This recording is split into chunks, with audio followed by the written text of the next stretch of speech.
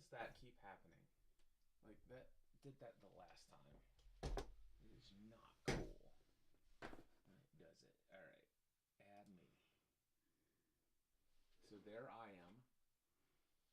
Where's Stephanie? Right here. And look, you're not on there. I'm right here. You're not there. I swear you're not. So let's move you there.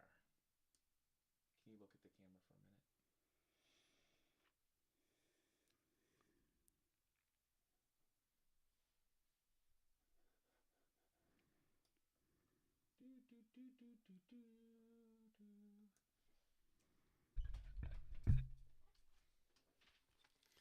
All right. You ready? You need to smile because we're just gonna go live. Oh, we're already. Wait a second. Have we been live this whole time? Oh, that's fun. Oh, that's great. I love that. Did I say anything I shouldn't have said? No, I don't think I I did. don't think so. How long have we been live? I don't know. Well, hold on. It says here we've been live for 1 minute and 24 seconds. Fun. So much for smiling for that first frame of the video for the live stream. Hello, everyone who is watching on replay, and the 8 people who are already streaming live. It's Saturday, January 20th, 2024. My birthday. It's Cliff's birthday. Happy birthday. Thank you. Again. Let's see here. So, we are scheduled to go live on Saturdays. We haven't done it every single week since we've decided to do this. You know what? I think I'd like a little bit more light on you. Oh, no. Yes, Oh, yes, no. No. Yes. No. Yes. I don't need it. Right? You need that little golden hue. No. There. Yes, you did. Now I need a tissue. Now you need a tissue. Hold on. I got it. Her eyes are sensitive to light. It hurts. I Uh, walked the dogs this morning and nearly went blind. really? Well, yeah, the sun was reflecting off the snow. It was getting me from both directions. Lisa says, happy birthday, Cliff. Thank you, Lisa. Very thrilled to receive your birthday wishes. Let's see here. DJ Scoo says, yep, you sure have. He's referring to Being live. live. Yep. Let's see. DJ Scoob also says about 1 p.m. I'm not sure. What time you went live? Okay. Yeah. Okay. Miranda says, you stuck your tongues out. Did we really? You told me to look at the camera and I stuck my tongue out at you. I did. There you go. And that's just the face you make when you are like, you make this. You're like, I don't know. Anyway, yeah. Oh, well. Okay. And then DJ Scoop says, happy birthday, Cliff. Thank you. Hey, you know what? We have no idea what we're doing with our live stream today. That's not right. We have no set plan. We okay. have an idea. It's the MSU model. That's an idea. Yes. We have no set plan. Do you see the distinction? Would you like to explain in family-friendly terms what the MSU model is? It's making stuff up. Yes. Yes. That's the family-friendly model. Yes. And if you want to know the non-family friendly model, you'll have to listen to a different podcast. You'll just need to substitute stuff with another S word. It's not family-friendly. Making stuff up. We got that. I got it from Rich Litvin. And by the way, DJ Scoob he meant 1 minute. We had 1 minute. Right when I was about ready to say, okay, let's make sure we're smiling because we're just going to go live. We had already been broadcasting for a minute. That's fun. And I bet you at the beginning it had me trying to, let's see here. I was moving. I was moving you around like this. Yeah. Woo, Stephanie! Look at that! Ah, earthquake! We got it. We were. They were all here for it. Look. There's Stephanie and Stephanie. There's 2 of you. Perfect. I like it. All right. How can I fix this? I don't think you'd actually like 2 of me. I mean, if we're being honest. It's double the pleasure, double the fun, double mint gum or something. Yeah, I don't think that applies to me.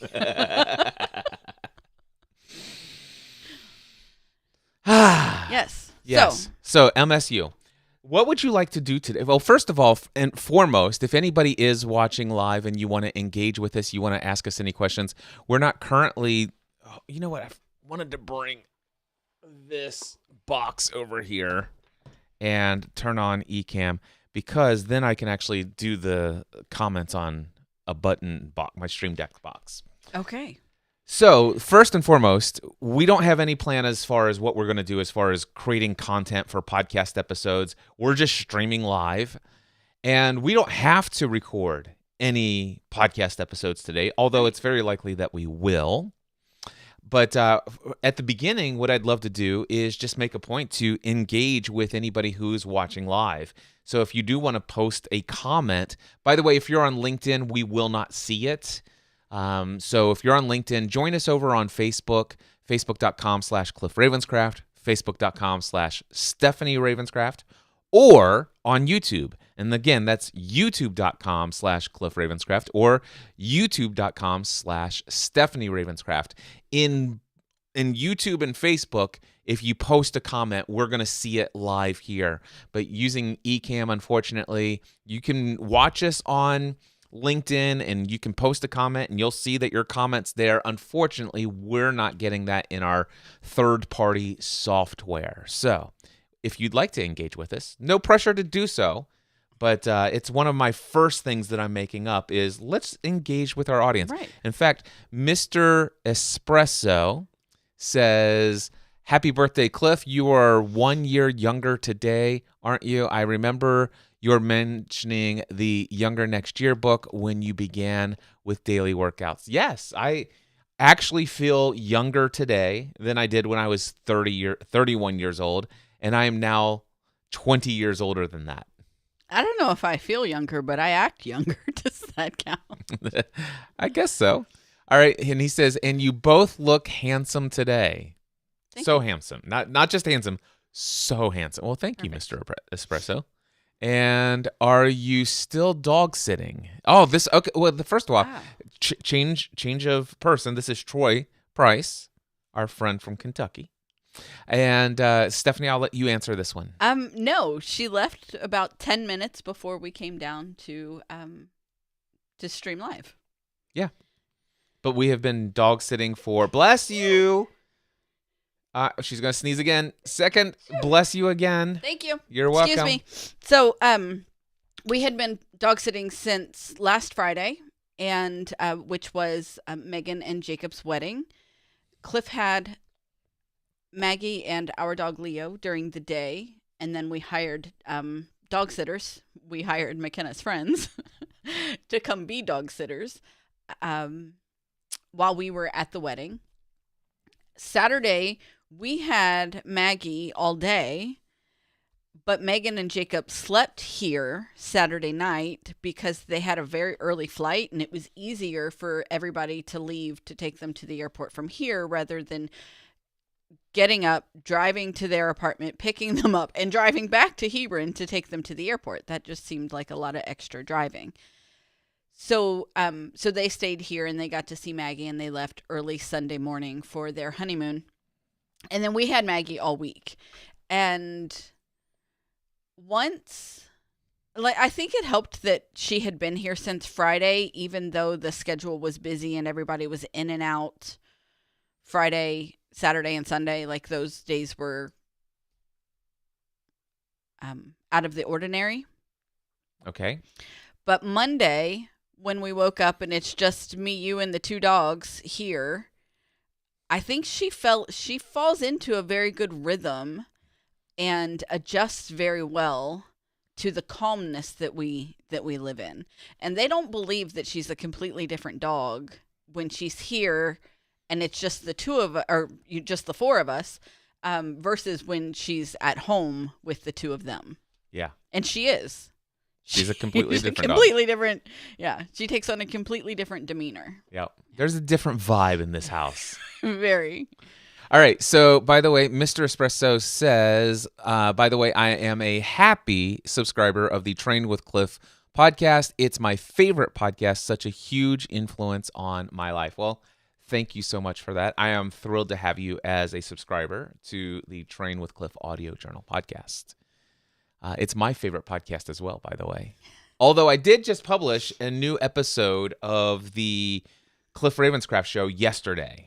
I saw a message in Voxer this morning from our friend Anna Sophie. Yep. And she mentioned that she just listened to an episode that so is that what because I meant to ask you before, but now I'm thinking about it. So was it the Cliff Ravenscraft show that you Yep. and you told a story at the end and she's going to listen to it more than once? Yeah, so That's dedication. I can only listen to Cliff once. Well, okay, fair enough.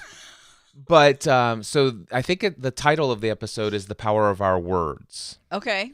And the beginning of the episode is, have you ever had a desire to become a paid public speaker or to communicate in such a way that you can create radical, profound change in the way that people experience their life? Well, if you're interested, stick around. I want to tell you about how an investment that I've made that has enabled to me to do all of those things and more. So that's the premise of the show.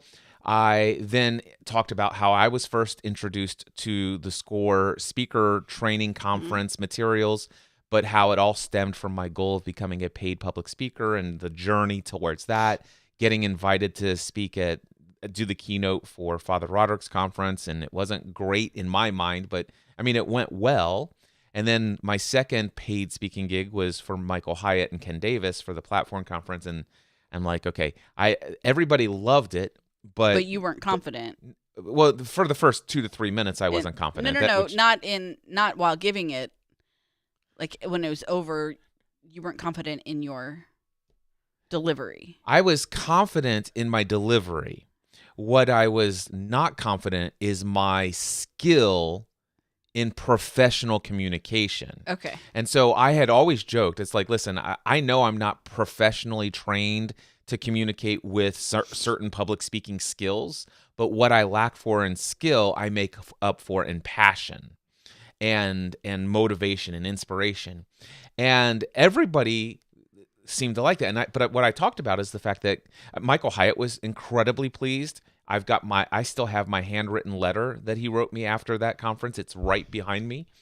And but his business partner, Ken Davis, who is a professional communicator, has spoken to tens of thousands of people throughout his entire life and had at that point been training, it was either 20 years or 30 years, said, Cliff, dude, you have such raw talent for public speaking, and what you could accomplish with your voice and your ability to tell stories and your presence on stage, if you could just learn how to organize a talk in such a way that you could decide exactly what you want that audience to do and exactly how you envision it, that's what you will create in that audience's life. Right now, he asked me, he's like, hey, Cliff, what do you think was the number one insight that people got from your talk? And I'm like, well, there were 100 people in the room for that first platform conference. I'd say probably if you were to ask the 100 people there, you'd get about 75 different answers. There'd be a couple duplicates, but everybody would have gotten something else because I just told a lot of stories. And I did have a little bit of an outline. Here's the thing, but it was mostly just telling stories of what's possible with podcasting. And my whole talk was to persuade people to go launch a podcast. Whereas he says, we'd like you to continue to speak at our events, but on the condition that you would go through some professional speaking training, and we'd like to give that to you for free. And that's where I was introduced to the SCORE speaker training program. And that radically transformed my life. And as a result of that, I have had some pretty profound experiences, and I talk about that in the podcast episode. And now I'm routinely faced with people who say, hey, Cliff, I have this talk to give at this chamber event, for example, and it's coming up in 2 weeks, and I'm given 20 minutes to deliver a talk, and I don't have any 20-minute talks. What do you suggest I do? She goes, I have a keynote address that I've written around the subject of my book, but there's no way I could deliver that in 20 minutes. And I said, I'm going to tell you something that my mentor in public speaking told me, that if you can't deliver that talk in 20 minutes, your 1 hour talk is not good. And I said, and not only that, but I could teach you a method that I was taught where you could deliver your keynote with more power and more clarity, and everyone will walk out transformed as a result of that talk. And not only that, I'm telling you that you could give that talk not just in 20 minutes, but I could give it in 5. And she's like, people hear that, it's like, oh, come on. And so then I demonstrated. I said, I'm just going to ask you some questions, and I did this. And so I was just telling that story, but then I was on a one-on-one coaching call with somebody else on Thursday, and the same thing came up in my one-on-one coaching call. She had a ministry event that she was speaking at, and she had a 15 to 20 minute talk where she was supposed to talk about this thing. And I just asked her, I think, 5 questions. And at the end of 5 questions, I said, let's set a timer, and I'm going to show you that I can deliver this talk. It's your talk, not mine. I don't even know the subject, overall, but I know enough about it now that I can tell you right now, we've been talking for 10 minutes while I've asked you questions. And if you were to ask me to stand up on stage where you are invited to stand, whether it's 5 minutes or 15 minutes or 20 minutes, I could deliver this talk. And I said, I'm going to prove it to you by delivering it in 5 minutes right now. Never run through it before. And I hit the timer, and then I gave it. And so that example's in there. And then there is inside of there, I shared her reaction. She goes, wow, that's pretty impressive, but that's a lot of structure. And then the next phrase was, it's a lot of structure. And if I'm completely honest, whenever I see so much structure, my honest feedback is I want to know how I can break free from all of that structure. So, Stephanie, you are professionally trained as a public speaker through the SCORE speaker program. What did you think about when you were introduced to the SCORE method for outlining a piece of spoken material? And what has your experience been? Well, I kind of was like, how can I break out of all of this structure? Right? But when you follow through and you actually you follow the structure, you stick with the guideline, and I've given several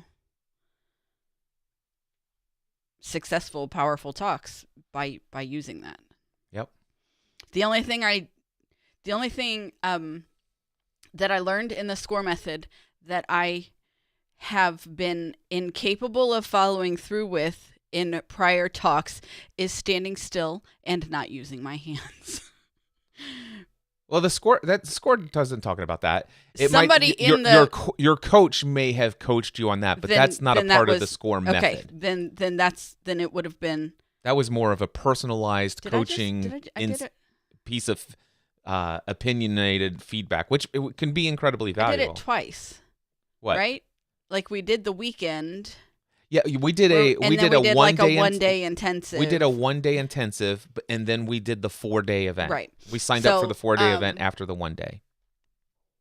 So yeah, but anyway, that's the one thing that didn't jive with me, and I still have my workbook. I would still, if it comes to I'm invited to speak on a stage somewhere, I would pull out my workbook and I would go back through it because I'm not writing enough talks to have it like ingrained in me right now. Right. Now, one thing to say though is use it for my podcast. You could use it for your podcast. You don't have to. I knew where you were going with that because you have lots of talks. But one of the things I love about it is your Free the Dream 2018 conference was about the 5 stages of the entrepreneurial marriage. Yes. All right. From the perspective of one who is married to an entrepreneur, the spouse. It's actually the 5 stages for the entrepreneurial spouse or whatever. Or I think it really every was. spouse of an entrepreneur can thrive and partner with their significant other by understanding these 5 stages of the entrepreneurial marriage or something of that nature. Something like that. Yeah. So, and you put a lot more words to it than I did. But the thing is this. By the way, how often do we talk about your first talk? Yeah, never. Okay, and I just recited to you. Hold on, but I just recited to you off the top of my head. Who was your intended audience? Yep. Well, first of all, it was an enabling talk. which means that you were trying to teach people how to do that. Right. So first of all, who were you trying to teach? I know that your audience was the spouse of entrepreneurs. That person that is the supportive partner, whether it's the husband or wife, It doesn't matter, whichever right. one is the entrepreneur, there's the spouse of the entrepreneur that sometimes doesn't get enough credit for what they bring to the table and the success of that entrepreneur. And sometimes sometimes they feel guilty about how much they're afraid or shocked and stuff like that. So first of all, it was every spouse of an entrepreneur can thrive and also partner with their entrepreneurial spouse, or can partner with their spouse and thrive in life by understanding these 5 stages of the entrepreneurial marriage. And I can remember there were 5. I remember there were 5. The first one was initial shock. The second one was acceptance. The third one is partnership. The fourth one was dream, and the fifth one was thrive. By the way, I'm just making those up off the top of my head. I know the first one was initial shock. I know the second one was acceptance. And I know that one of them was partnership, and I'm pretty sure that would have been the third. But the fourth and the fifth, I don't remember what they were specifically, but I do remember the overall tone and the overall thrust and the entire message. And I have not heard that talk since September 2018. Right. And because you use the SCORE method to outline it and to deliver it and to speak it, it still sticks with me today. That's cool because you remember more of it than I do. There you go. All right. So anyway, yeah, that. Okay. Oh, and by the way, the last thing about Train with Cliff, or not Train with Cliff, the Cliff Ravenscraft Show, episode number 718. At the end of it, after my client says, the first thing when I think about that much structure is how can I break free from all of that structure? I said, let me tell you a story.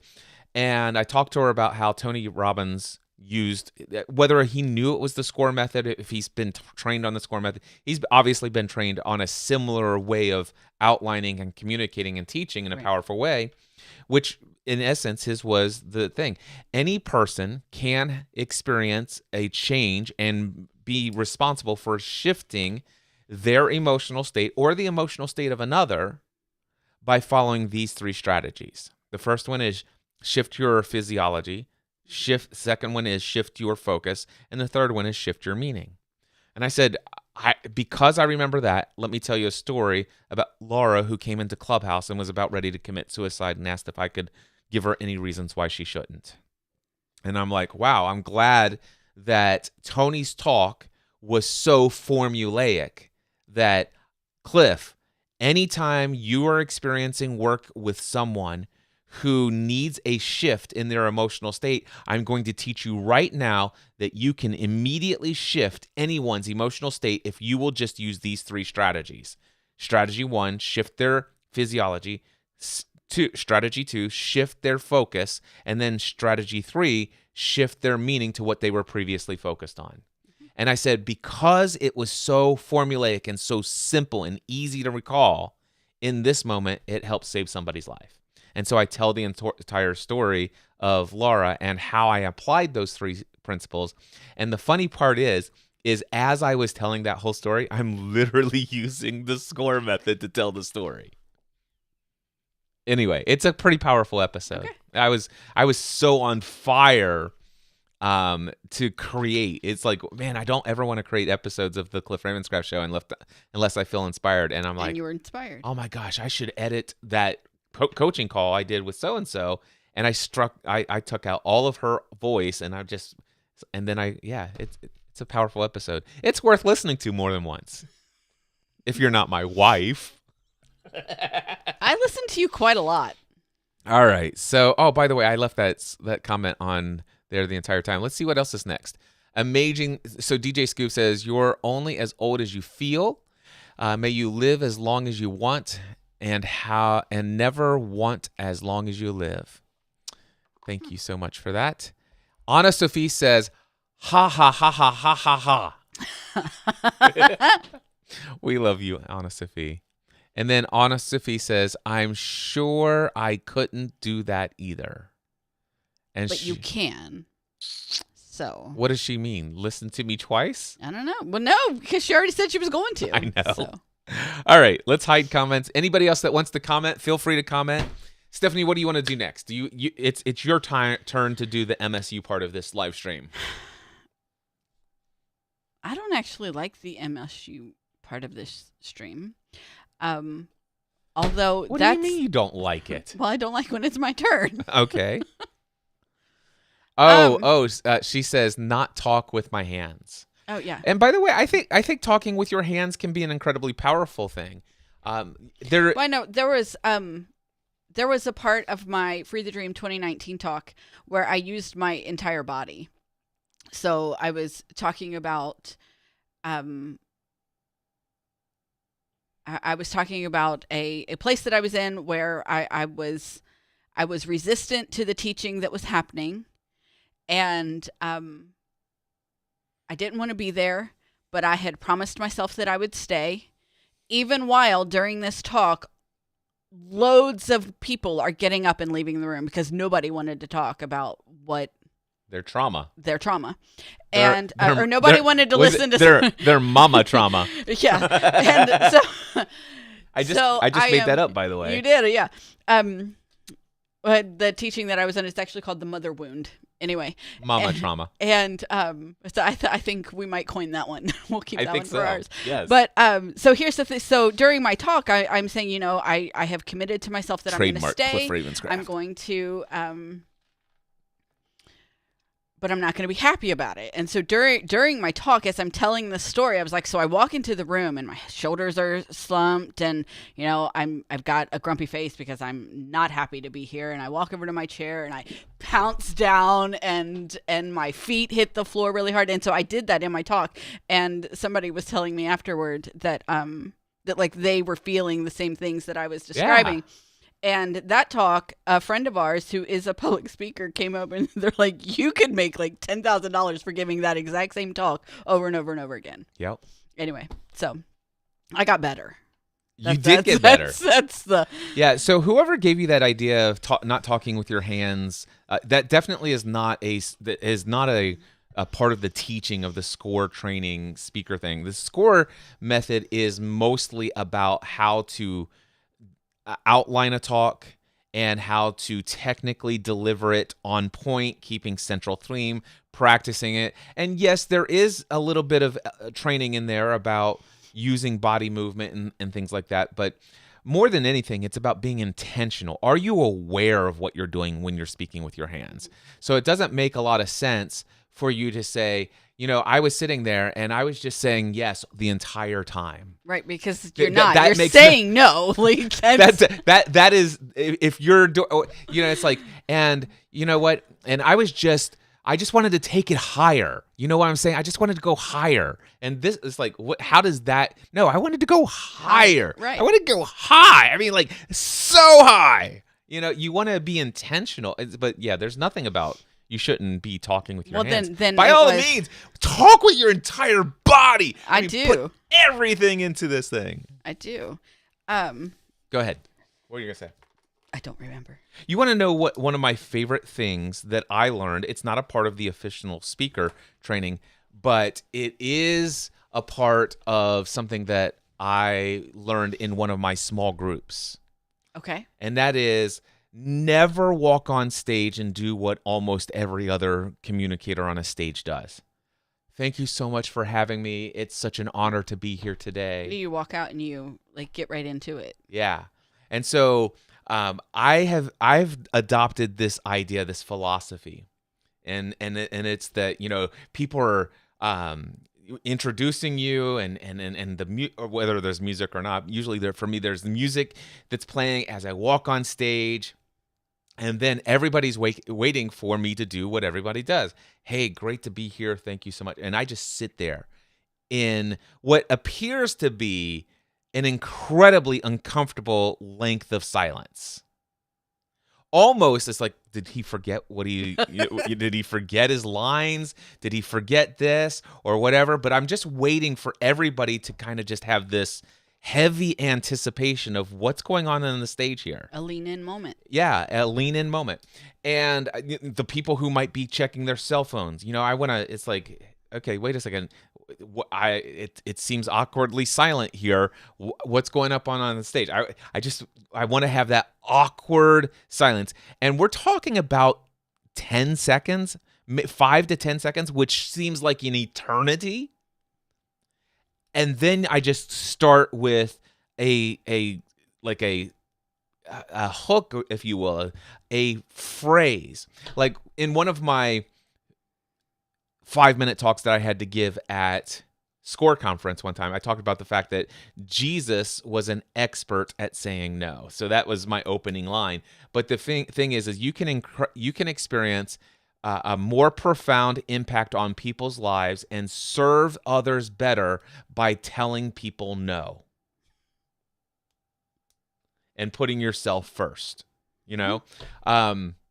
and so I got up on the stage and I wait and I say, Jesus was an expert at telling people no.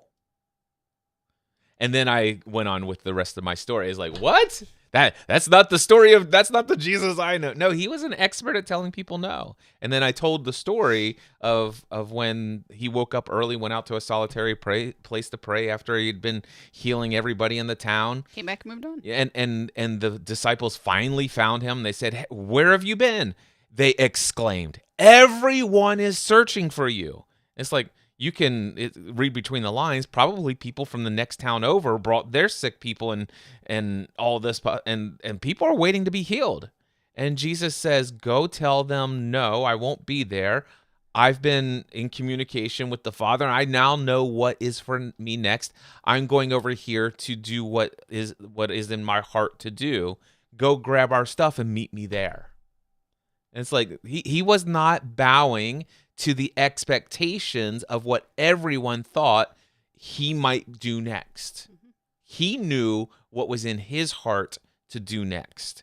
And, you could just imagine the fallout. It's like, how will people perceive us?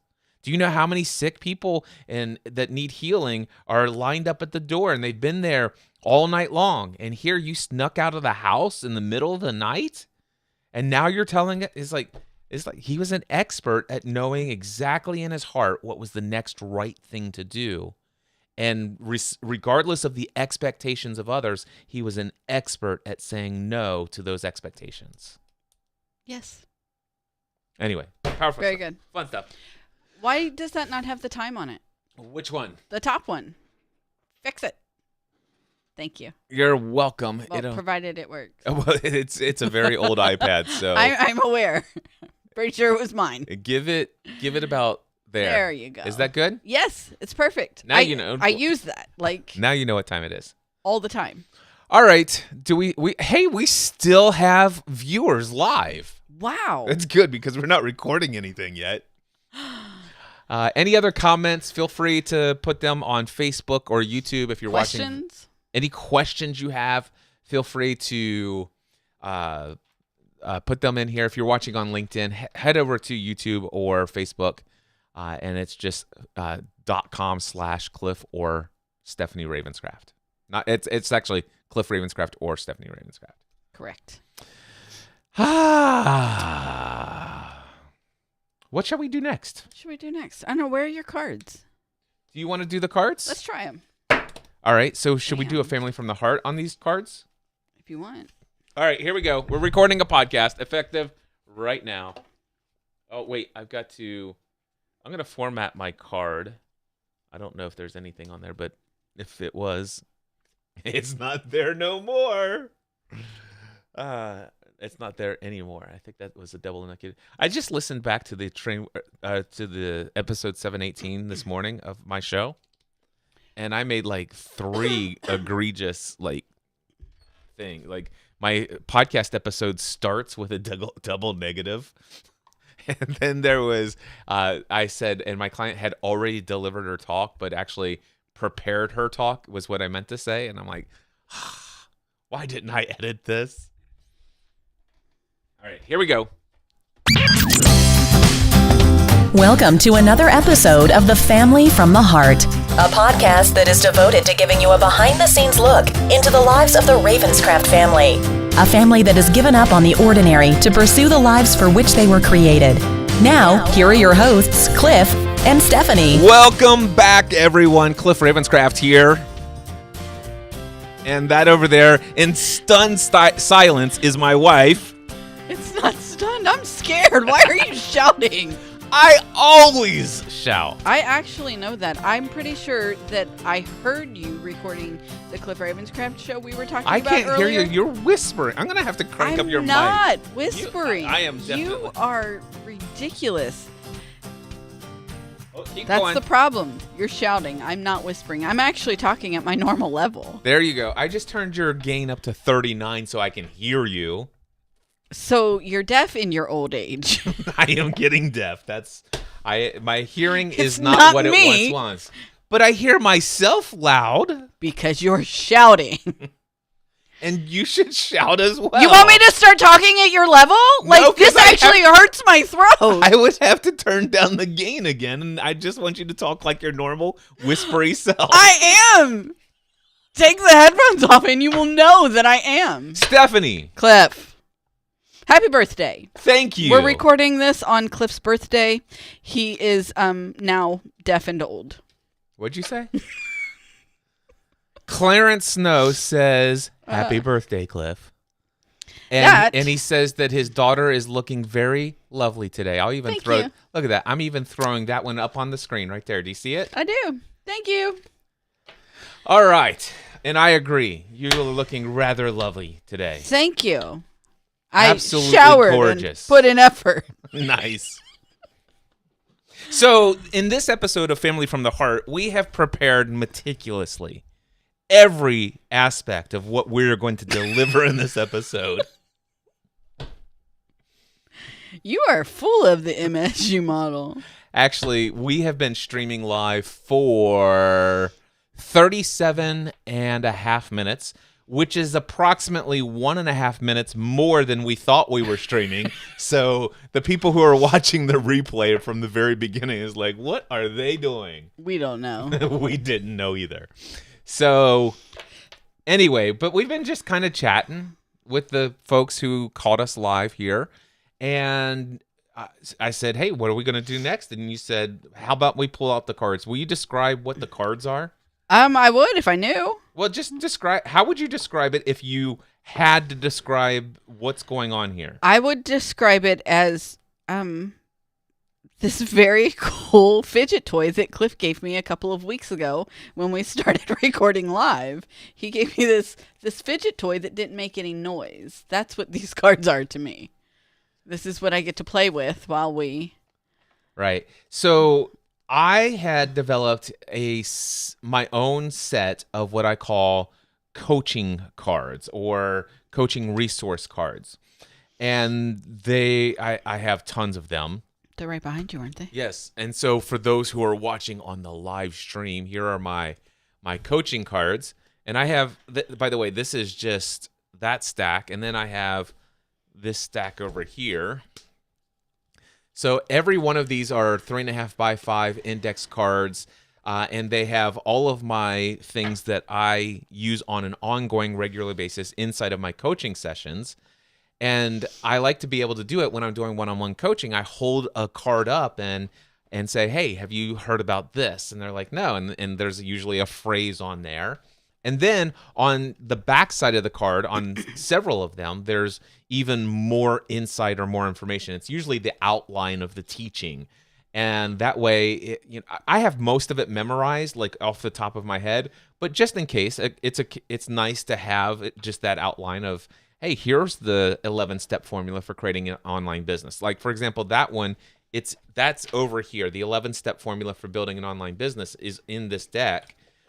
I know that step number 8 is create content. I know step number 1 is know what you want to create in this world. No, step number 2 is, I'm starting to, but you know what? I developed all that. That's my intellectual property, but I used to have to go into my Notion account and I would have to pull up that presentation and then I would actually walk somebody through it. But now I can just find the card and easily walk them through the 11-step formula for creating an online business.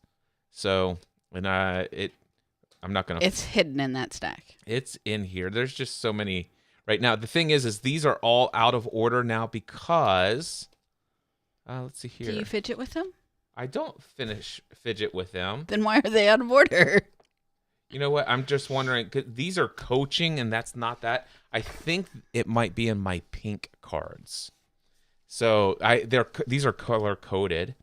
And let's see here if I can find it. Because now that I mentioned it, I'd probably tell you real quickly what are the 11 steps. But he can't find the card, so... Yeah.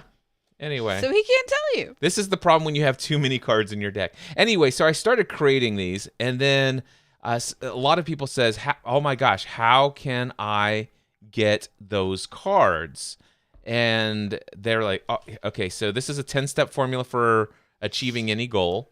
And here's the 11-step formula for building an online business. So on this card right here, I can tell you step number 1, determine your destination. What is the lifestyle benefits that you are going after? How much money do you want to generate from your business? This is step number 1. Determine what your outcome is. All right. Number 2, identify where you already add value. I talk about building an inventory of value, and I describe what that is and how it builds your confidence and how much value you bring to the table already. I talk about a 6-question survey that you can send out to people in your community or a bunch of your friends or people that you've worked with in the past so they can tell you what value they got out of working with you. I can actually talk about what is your zone of genius, that thing that you do specially well that you're kind of on this earth to do, and I've got ways to help you determine that. So that's all part of step number 2, identify where you already add value. Step number 3, determine who your exact ideal customer is. And by the way, there are 5 key ingredients for a profitable ideal customer. Number 1, people with money. Number 2, who have a problem that they are willing to pay to have solved. So first of all, people with money, they have a problem and they're willing to pay to have it solved, and that you can solve. And number 5, that you want to solve. So make sure that you have that ideal customer. Step 4, learn about your customer's problems. You can do this through having conversations with your potential clients. You could do surveys if you have a larger audience of those people. And you want to pay special attention to the exact language that they use. Then number 5, determine your products and services that you will offer and also at what prices you will offer them. Step number 6, that's when you create your value proposition statement. So for example, hi, my name is Cliff Ravenscraft. I'm a professional and master life and business strategy coach and mindset coach. I help entrepreneurs who are aspiring entrepreneurs, well-seasoned and experienced entrepreneurs, advanced stage entrepreneurs, overcome any limiting beliefs, any thoughts, emotions, or actions or behaviors that are keeping them from living their personal life and professional life at the next level. And I do this through helping them evaluate what their mindset is. You know, so can you tell people very quickly who it is that you help, how you help them, what it is that you do? That's your value proposition statement. Then step number 8 is validate and or modify your business model. You must go and make sure that people will pay you for that product or service at the price for which you have determined that you will charge. So you want to validate that there's actually people who have that problem, that they're willing to pay to have it solved, that you can solve it, and that you desire to continue solving it. And it's only after you do those 7 steps that I recommend that you create a website, a business card, and or a podcast or any other social media marketing assets. And most people fail in online businesses because they start with step number 8, create content, which includes your website and all that other stuff, your logo. All right, step number 9. Attract your ideal client. This is where we get into growing your audience. It's about how to connect with the right people who are your exact ideal client. and how to market and bring those people in. Step number 10, it's then perfecting plans to market your business. This is where you're actually going to start scaling your marketing system or funnel, if you will. And then only after you've done that, it's time to build new products and services and start that whole process again.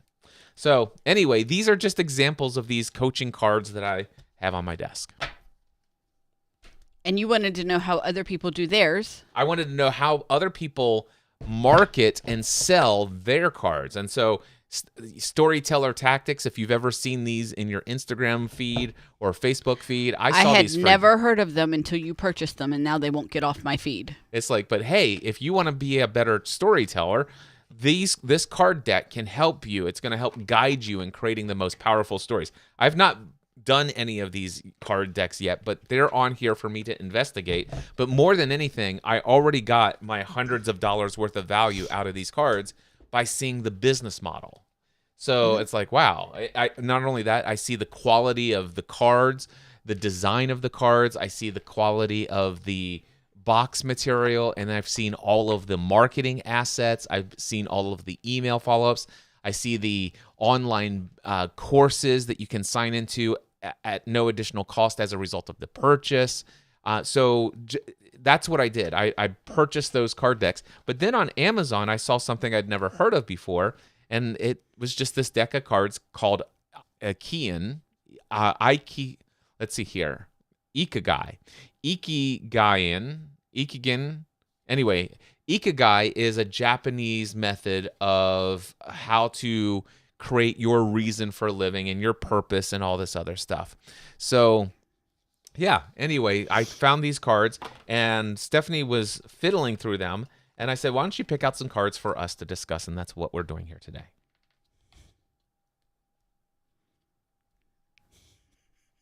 I'm done talking now. I got it. I just wanted to make sure. Whoo! Yeah. Anyway. What do you want to do? So you want me to just pick one? Pick a card. Or any card. Or do you want to pick them? Because I've already chosen the cards. And so if you pick the card, then I will be picking surprised. This card. Yellow. All right. Is yellow the soul? I don't know. Well, hold on. Red's the heart. I think yellow is... Yellow is the soul. The soul. The real me. The real me. The real me.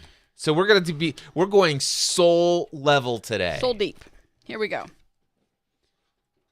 By the way, neither of us has looked at these cards at any length other than Stephanie just picking out, just by looking at it. This is the first time we've ever used these cards. How to find your verb. Ooh, your verb. Yeah. Do you have a verb? I don't know. I'm going to find out. I have my verb. Do you? Yes. Okay. Do you want to know what it is? Before you answer, because I haven't not seen this card. Sure. My verb, I believe, is to encourage. Okay. Imagine someone asks you to describe yourself with one verb. What would it be? Now finish the sentence. I have come to this world to encourage others. Well, you added a word. I have come to this. Oh, so I'm supposed to. Encourage. I have come to this earth to encourage. Yes. The example that they give is I have come to this world to learn. And then you would journal, like now write a sheet of paper and write down what you need to do to reach your verb. You already do that. And then you act and you find an opportunity to experience your verb this week. You do that. Okay. Okay. So what I'd love to do, by the way, Anna Sophie says, I guessed you'd say educate. And yes, there are many verbs that I could use. I would say to entertain, but it's definitely not at the top of my list. But I do love to entertain. Oh, don't put that away yet. I want to use it for you. So I definitely entertain. I do educate, but neither of those are my primary. I do want to motivate, inspire, but the way that I do all of those things is first I need to encourage. And this is the first time I'm actually thinking about this out loud, but what does encourage mean? I mean, I know it in context of what I've always thought of and stuff like that, but I think of it now as I just said out the word encourage. And the one thing that I notice a huge theme is what keeps people from experiencing what they desire to have in this world is almost always fear at some level. All right. And fear is or being stuck in fear is a lack of having having courage. And if I think about the word encourage, what I'm doing is I'm helping them step into or in their courage. So I am calling the courageousness that is a part of their being, and to have them sit in the seat of the courage that is within them. Does that make sense? So Yes. When I really think about it, it's like many people are not interested in being educated unless they've been encouraged about something that they want, and then they're ready for the education of how to get it. So really for me, I have thought about this a lot, because if you look at my username on most platforms, it's Cliff EOTC, which stands for Cliff Encouraging Others Through Christ. And that has been Cliff EOTC, like when Skype first started, that was my first user ID. But it started in 1996 when Stephanie and I started a weekly Bible study group called EOTC, Encouraging Others Through Christ. So encourage, that's my verb. Very good. I'm glad that you came to that so easily. So Stephanie, I would like you to think for a moment. Well, I've been thinking the whole time you were talking. Okay, but I want you to now let me read this. Imagine somebody asked you to describe yourself with one verb. What would it be? Finish this sentence. I have come to this world to... Okay, there's only one word that keeps coming into my mind. I can't think of any other words because this one is so loud, and that is nurture. And I think when I think about when I did the Big Leap and I talked about what my zone of excellence is, my zone of excellence is to provide a safe, non-judgmental environment for people to come and be their true selves, and to be able to find their true selves, and to be able to break free from the things that keep them from being their true selves. So I think that still works in alignment with, I think Your that verb. word, I think that verb works in alignment with what I believe I'm called to do. So nurture. I love that. And that is not a word that you and I have discussed when it comes No. to what it is that you do and stuff like that. And so this is actually pulling out of you something that gives you even greater clarity. Because here it's like, if I were to answer this question, if we wouldn't have thought about this as your verb, but if we were just to think about your purpose, what is your soul's purpose, if you will? I would have, Stephanie has come to this world to set women free, or to set people free. But set people free is not a verb. All right. Now, here's the interesting thing, though. I love the idea that it's actually, what is your verb? And it brought out nurture for you. All right. That came from within. And it does resonate. And as soon as you said the word, I'd not even ever heard you use that word like in any form related to anything you've ever done. But it is the actual epitome of everything that is what you've been doing as a mother, as a role model to the friends of each of our children, as to what you've wanted to provide in the family environment, in our community and family environment, and environment of our kids' friends. And also, it's what you've done for the women who were a part of your mastermind group and your one-on-one coaching after Free the Dream 2018.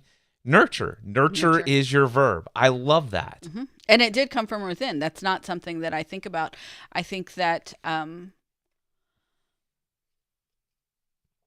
that can be a lot of people can feel like that is a negative thing, but it is not. And a lot of people can think of it as a negative thing.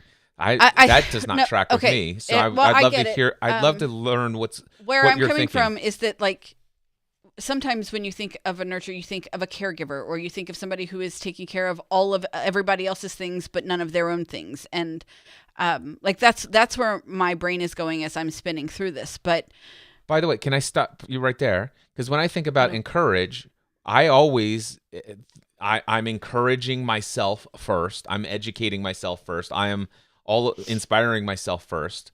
And then I use my lifting up. So nurture. Yes. You're nurturing yourself first. Okay, but I didn't learn that until Yes. I was in my 30s. And so that's what I am, that's where I'm saying what I was born and called to do was in me all along, but had a negative connotation until I learned to do it for myself. Right. Like that makes sense, right? Mhm. Okay. That's where I was going with that. Okay, so the next prompt on the card here says write, but we're not going to write it. We're going to speak it out. Mm-hmm. So, Stephanie, now take a moment of this live stream and the recording of this episode of Family from the Heart podcast. Take a moment and tell me, what do you need to do to reach your reach your verb? So, for example, if yours is I have come to this world to learn, it says, for example, to learn, I must listen carefully, look for information, take a risk, travel around the world, etc. All right. So now for you to nurture, what is it that you need to do in the next week? Is that what it says? No, it says now take a sheet of paper, write down what you need to do. Okay, so not just in the next week, but what do you need to do moving forward now that you understand that nurture is your verb? What are intentional things that you can do to nurture? It's engaging with people. It is being open to the moments. And this is one thing that you've commented on before is that like I have relationships with not relationships, but I have acquaintances with the cashiers at Kroger, and there was one several years ago, and I knew what was going on with her in her life, and I sat and I didn't sit, I stood at the checkout and talked with her about it, and like being open to those moments is what I do. Yeah. And I would like to note that you did not say I nurture as a wife. So maybe I need to work on that. You said in my relationships with the women that I was coaching, with my kids and their friends, with your clients that came to your building an online business. Okay, so hold on. I will say this. You have been very nurturing to me in every way, minus the one way that is the most highest love language of mine. Yeah, I'm not good at that one. I've tried. It's not that you're not good at it. There have been times when you have nurtured me with my love language, which is encouraging words. Yeah. But there's no, I mean, you have definitely been a very supportive and nurturing wife. But so instead of all the albums I bought you for your birthday, I could have just wrote like a nice word on a Post-it and stuck it on your thing or something. Like gift giving is one of the lowest of my love languages. The gift giving wasn't actually about the gift gift; it was about the vinyls. I know. Some of them I wanted. I know. It's good. And the thing is it's quality time is actually it's almost it's and we up do there. That. And the vinyls give us some quality time to sit down and listen to music together. So I like that. Yep. But yeah, I mean, no, I think you're nurturing. However, your adamant statement that my love language is sarcasm. Yeah, that was not mine. Just saying. I know. But I love you. And I That's good to know. Here's what I will say is that I give myself all of the encouraging words that I need to fill my love tank. So there you go. I am an incredibly amazing person. Yes. And I serve people incredibly well. That's very true. I do it from a generous heart. And while I'm not perfect and I make plenty of mistakes in many different areas of life, the reality is I'm always doing the best I can with everything I have to work with. I'm intentional about the way that I try to show up for everyone. Yep. And you know what? Doggone it, I'm a nice person and people like me. There you go. But while we're on the subject, if we were rating if we were rating our relationship on our love languages, I would be lacking as well. I know. It's Which one is yours? Is it acts of service? Acts of service. And trust me, it's dead. It's not dead. It's not dead, It's just but- not. It's just not. It's not at the top of my list. It's on E, but That's but not it true. still putters. It's Well, not yeah, true. every time it gets to E, you do something that'll bring it up, and then it's an E again. Like it. So I don't wait till it gets to E. I just wait till the little light that says the fuel's low, and then I do something. I don't wait till we're like stranded on the highway. I didn't say like E is the like in my car. It's on the needle is at like Yeah, right so- above E. No, when I'm my talking- light comes on. No, the light comes. Here's the thing. It might be the little needle might be above E. But when that light comes on, I don't know if you know this, but you still got another 60, 70 miles worth of travel distance on that thing. Actually, in my car, it's 39. Have you ran it out? You know I that? have. Okay. All right. Actually, I've not ever been stranded, but I have pulled in on 0 before. So Well, but here's what I'll tell you. I watched a YouTube video on this. I know. And there was a YouTube video, and every car's a little bit because you're the one who different. told me that I was okay. Yeah, absolutely. Now, It's when it goes to 0, it says 0 miles remaining. You could probably drive to another gas station 15, 20, 30 miles away, and you'd still be fine. Not guaranteed, because it's per car. From the same man who needed to get gas and had enough mileage to make it to Costco, but stopped and paid over exorbitant prices at the airport because he was not going to make it to Costco. I think Practice it was- what you preach, buddy. I think it was before I watched that video. It was recently. Oh, was it? Yeah, it was like over the summer. Huh. Anyway, but Anyway, don't know. so we're both lacking in speaking each other's Love language. love language. So, act. Find an opportunity to experience your verb this week. For Okay. example, the learn was find an online course where you can learn something. So, for what is an opportunity for you to nurture this week? What is one opportunity that you will do this next 7 days to nurture? I don't know. For me, I'm going to do coaching calls. You are. I don't have any on the calendar this week. But you do have But 2 on the calendar. What if? But I do have 2 on the calendar, which I'm super excited. But I am. So I signed up for an online coaching program, Yes, you did. and I will be in a small group, and I will engage in that small group, and that will be my. Like, I'm not just going to sit there and watch other people. Like, I will engage You will and be engage a part of and it. be a part and build Mhm. relationship Mhm. and begin that nurturing process. Yep. I love it. Perfect. That's our first card. That was a good card. Soul card. All right. So Clarence says, unfortunately, the positive words have never come easy in her blood. Line from her grandfather to her father. Been trying to, thanks to my lovely wife, it seems to come easy for who it comes easy for. Awesome. Yep. Well, That is true. but yeah, it's. That- I mean, it's not like you never give me encouraging words. It's just I think not. sometimes you think it's fun. I think I give you encouraging words all the time, Yeah. but you're always wearing your noise canceling headphones so you don't hear them. Thanks, babe. You're I'm welcome. very encouraged by those words. I'm going to start writing them down. Start texting them to me. Every now and then. Well, you do answer my text now, so that I was going to say you don't answer my text. But now that you've taken me off Do Not Disturb, you see my text, but you complain about seeing my text because I'm not on Do Not Disturb.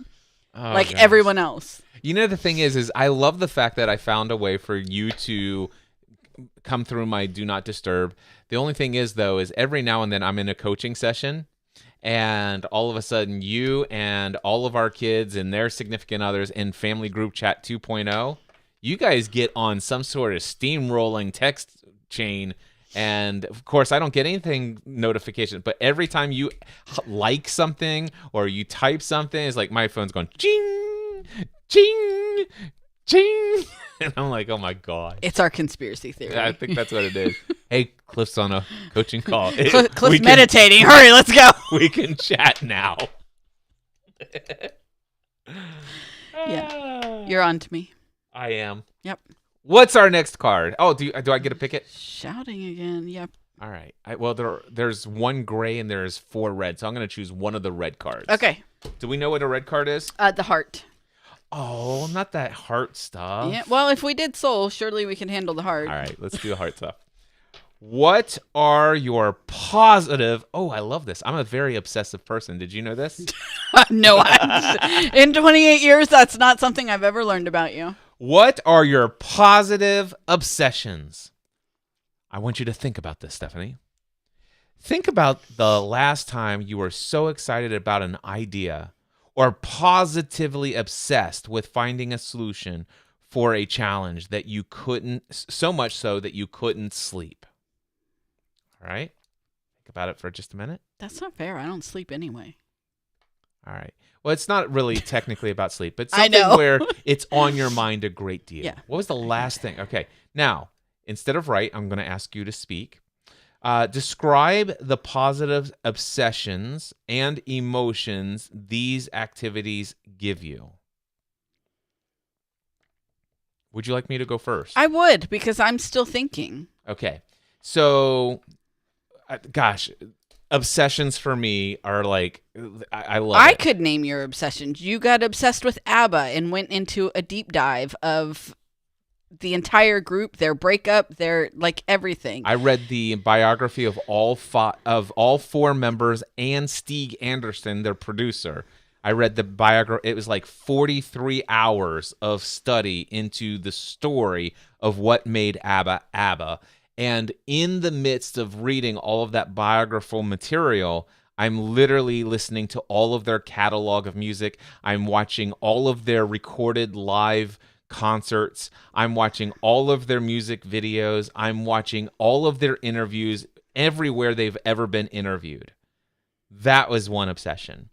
Another obsession, I was just talking about it before, but my little coaching cards. You know, it started out with 3.5 by 5 index cards with black Sharpie marker. And then I'm like, wouldn't it be better if I actually typed these up and printed them on my printer? And then I'm like, wouldn't it be better if they were color coded and printed on color index cards that didn't have the lines? And so I researched that. And wouldn't it be better if they were laminated so that if I get my thumbs on them, it doesn't smear the toner off of the card? And, oh, wouldn't it be better if these were rounded? Wouldn't it be better if I actually redesigned these with thumbnail images? Hey, wouldn't it be and yeah, so I got a little obsessive down that rabbit trail. And currently my obsession is vinyl music. Yes. And before vinyl music and between cards and vinyl music was my obsession about creating Notion databases. Right. Now, Okay. but real quickly, describe the emotions and activities that these give me. It was all about, wow, what am I? So for me, why was I obsessed with ABBA? I'm obsessed with what made them successful when so many other artists don't reach that level of success. And what I loved about it was learning how every single one of those individuals, all 5 of them, Agneta, Anna Fried, Bjorn, and Benny, and Stig, all of them, from the time that they were kids, decided that they would actually have an incredibly successful music career. And they never once gave up on it, no matter how many obstacles. And so there's in all of my study of anyone who has succeeded that we now know as the biggest, most famous and all that, there's a similar theme among everyone. It's like they had a central purpose and a central dream, and nobody could ever talk them out of it. And they manifested that success. And so that's what really obsessed me there. It's like, wow. And you know what? That's how I've gotten everything that I've got today. And I love this. And so that's what that was about. When it came to coaching cards, it's like, man, I wish I had easier access to when a coaching client comes here and says, hey, we've been meeting together for so many months. You've already helped me with everything I've helped you, hired you for. I don't even know what to talk about today. No worries. pick a color, Pick a color. and I'll pull out a card. And I tell you what, we will have a transformative experience. And I loved doing that. And it's like, wow. And then I'm like, well, gosh, I could create all of these different cards. And so just it's just such a reminder. It tells me, it's like, man, this represents hundreds of thousands of dollars in personal and professional development. I didn't even know it until I had these cards and started doing this. This was all in digital thing. I mean, by the way, these are the cards. This is the stack of cards here that have already been printed. These are the stack of cards that still need to be printed. This right here, hundreds of thousands of dollars and countless hours, tens of thousands of hours spent mastering these things. And I'm like, whoa. And the emotion that it's the number one, it's the confidence that it builds in me to know how much experience, knowledge, wisdom I've gained throughout the years. It's to know that I have these tools and I can communicate them at will, that it's easily and accessible. And so that's why that was an obsession. Anyway, so I could go on and on, but this is what these activities, these obsessions have provided on an emotional level, which made them an obsession. All right, so now have you come up with yours? Mm-mm. I'm not a very obsessive person, I don't think. I don't. That like, is baloney. The only thing I'm obsessive about is reading. Like, I really think that is the only thing. Hello? So, if you want I am obsessive about reading. Yes. I have. Pull out your Kindle and tell me what your rankings are. I left my Kindle upstairs, I will have you know. Well, open your Kindle app and go to your It's going to stats. take a second to load because That's fine. doesn't get loaded often. By the way, while you're waiting, I'm going to tell you about another obsession of mine. Another obsession of mine is meditation.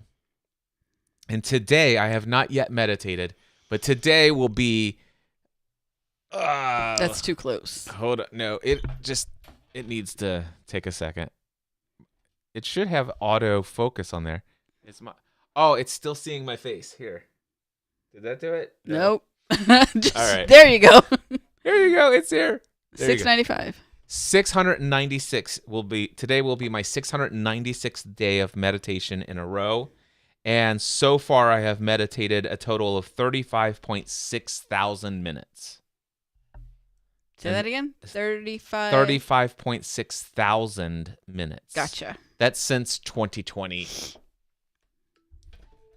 Okay, so my absolute favorite obsession is reading, and really is the only thing I. Oh, by the way, has reading a book? Has there ever been a book that you were reading and you just refused to go to sleep at night? Not because you weren't tired, but you just had to finish the book, Stephanie? Oh no, that never happens. All the time. I don't know if I have any obsessions. No. It is the I don't go from obsession to obsession the way you do. That's what I meant by that. But think about the last time So, you were so excited about something, you were positively obsessed. And for you, it'd be reading. It would be reading. Yeah. And that is not the last time. That is an ongoing thing. It is the last time. It is. So it is the most recent. It is right now. Anyway, but what I was pulling up was on my Kindle app on my iPad, I have read for 1,342 days in a row. 1,400 and what? 300. 1,300. And 42. 1,342 days in a row. Give me just a second. Would you like to know how many weeks that is? Yeah, how many weeks? 286. 286. Divide that by... I have not 52. missed a day of That's reading 6 since years. March. Mm-hmm. I have not missed a day of reading since March 19th of 2020. No, May 19th of 2020. Okay. Okay, but the weeks is July of 2018. Yeah. So, reading is my obsession. I read every moment that I can. And let's see, how many books did I read in 2023? Cliff showed me this very, very handy tool because I don't I just use my Kindle Unlimited mostly. There are not many authors that I follow that I buy a book for, although there are some. Well, you pay monthly But for I Kindle pay monthly Unlimited. for, So right. these authors are getting paid. No, I understand. So just wanted to say you're not like, yeah. Anyway, go ahead. Right. But You're just not buying the books to own. I'm not buying the books to own, but I have read a book and loved it so much that I buy it. Yes. Like that has happened. Yes. You showed me that the Alexa app on my phone can read a book to me.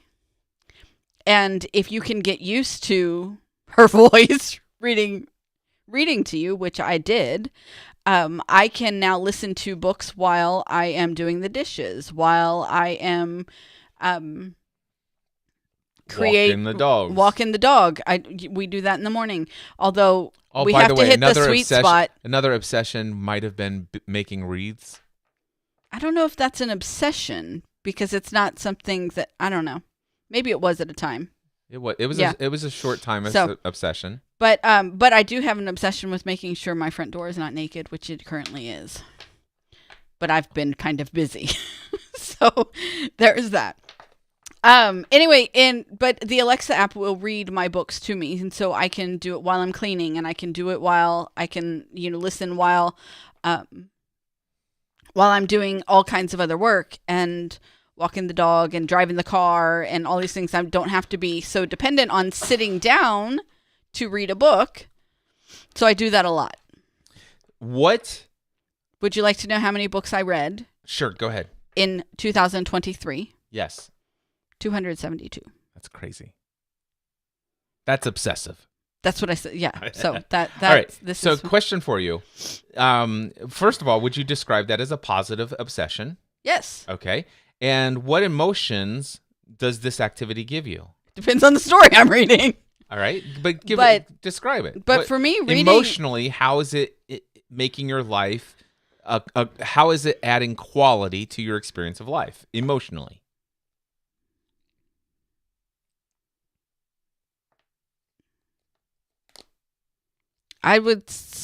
it keeps me in my happy place. It gives me a place to escape to if I don't want to deal or things are too heavy to deal. I can take a time out and do that.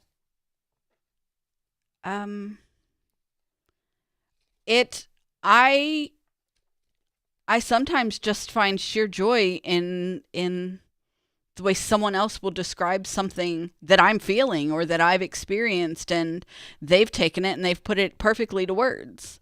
Yeah. Wonderful. I sometimes will be in bed and almost ready to go to sleep, and all of a sudden you're like laughing out loud hysterically. Right. So you get a funny. lot of humor and stuff like that. There's a lot of joy that comes with it. There are sometimes that I see, There's sometimes a good cry, Mhm. but it does a lot. Okay. So plan an exciting activity that awakens the desire to move forward. Let's see. Plan an exciting activity that awakens the desire to move forward. Whatever happens. Plan an exciting activity that awakens the desire to move forward. Whatever. The thing is we already have a desire to move forward. Yeah. No, I don't think there's any need for either of us No. to awaken that. No, I'm going to act. The minute we're done, he'll do what he's going to do, and I will go read Yeah. until it's time to go to your birthday party. My birthday party. All right. Which is simply dinner with his parents and our children who are in town. But he called it his birthday party. I did. So- It's my birthday party. Are All these three we're saving for later? Yeah, we're going to do those another time. Okay. Yeah, we're going to wrap up this episode of Family from the Heart. Very good. We showed up. We encouraged. We nurtured. We're done. Been there, done that. Moving on. Good grief, man. Need a new obsession now. Yeah, right. Fun stuff. You're still heavy in the vinyl obsession. This will last for a while, and Well, be good. it will last for a while, but the thing is what I'm loving about it. First Even of all, when you go onto a new obsession, we still get to enjoy the benefits of having of this. Yeah. this growing vinyl collection. So what I envision, and I definitely do not expect anybody who doesn't want to just do this because I want to do it, but I envision a time like where Megan or Matthew or McKenna, and it's like I just see us hanging out in the loft listening to an album together. Yeah.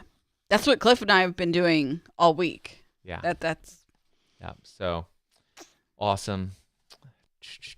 I'm looking forward to getting some albums. There are a couple of albums that are more in line with what I have envisioned. Like there are very few albums. Well, of course, I got one today. So today for my birthday, Stephanie gave me the Eagles' Greatest Hits Volumes 1 and 2.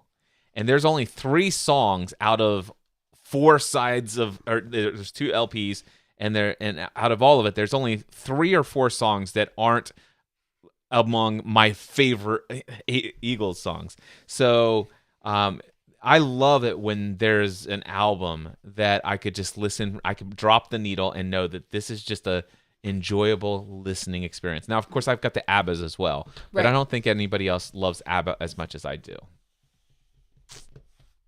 But the Eagles are amazing. I don't know. The girls might. Yeah. I don't know. Anyway, but there's of course I doubt very few people will want to listen to the entire Violent Femmes. That's what, so. I don't. Did you say Just that I offer. gave you a new album every day this week?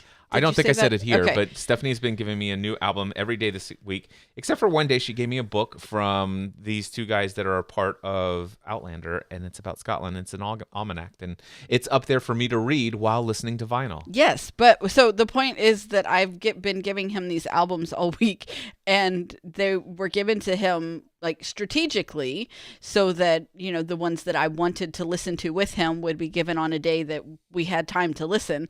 But like on the day that I knew I was going to be out of the house, I gave him Pink Floyd, and I was like, here, listen to this while I'm gone. I just want to tell you, I'm so glad. By the way, I do intend to get Pink Floyd Dark Side of the Moon, the actual album.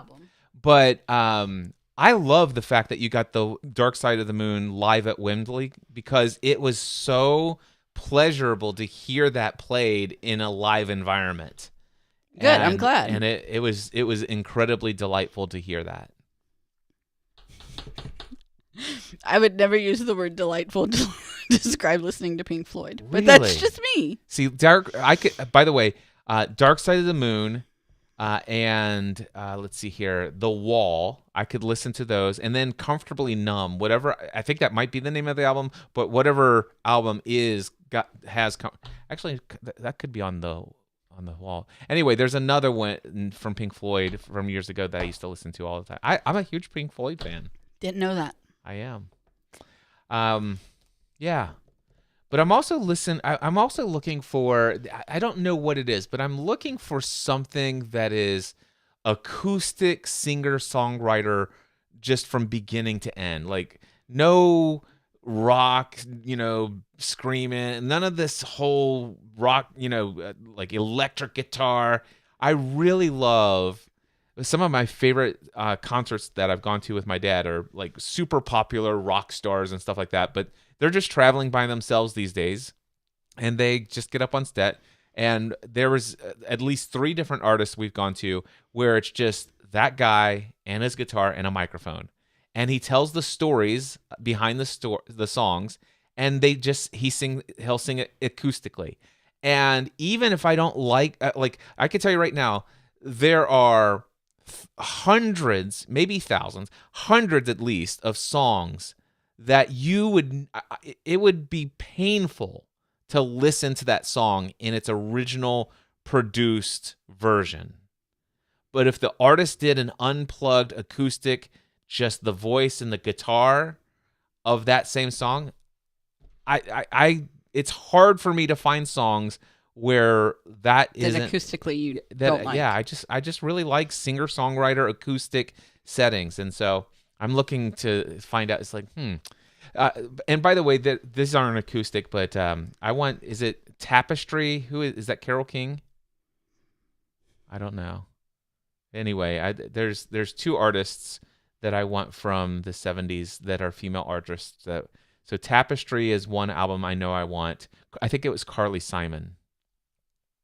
And then there's the thing is Linda Ronstadt. A huge fan of Linda Ronstadt, but I want a Carole King. And so I want Carole King and Carly Simon albums because I love their voices and I loved a lot of their songs, but I wonder if the rest of their songs will live up to it. But anyway. All right. Anyway, I'm just having fun, just that. Stephanie, I love you. I love you. You're amazing. Thank you. Not so bad yourself. And with that, we're going to end this podcast episode. Not the live stream yet. Don't go away. But we are going to end this podcast episode. Oh, real quickly. So some of you probably know that Stephanie has wanted to do more of her coaching one-on-one. She has plans to start a new mastermind group at some point in the near future. And the wedding is now behind her and us.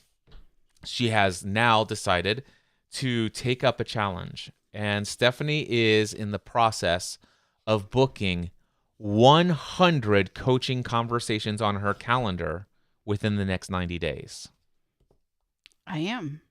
And yesterday, we crafted an email or a message that could be sent via email or Facebook. And we sent it to everybody who was on your mailing list. Mm-hmm. We sent it to all the women that attended Free the Dream 2018, 2019, who saw your talk, who we thought would be very much interested in making that connection with you and having a coaching conversation. We sent it to a bunch of people who you've had conversations in the past with on Facebook Messenger. And you already, this was just yesterday afternoon, like right before the end of the day. Yeah. And you already have 2 of your 90 calls, or 100. 2 of your 100 calls booked. And just want to let you guys know, Stephanie is looking for 98 more booked coaching conversations.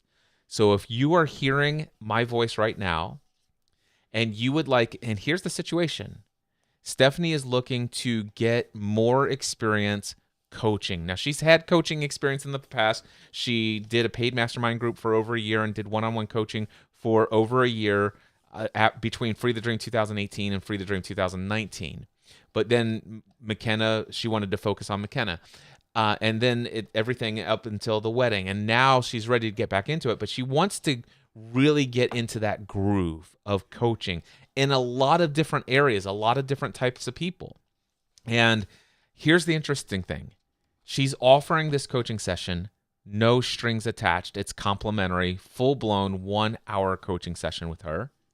And not only is there no expectation and no obligation you ever become a paid client, it's an absolute guarantee during this first complimentary 90-minute one-on-one coaching session, Stephanie will not even mention the fact that you could hire her for more coaching, and there will be no pitches, no asking for about anything of that nature as far as you becoming a paid client.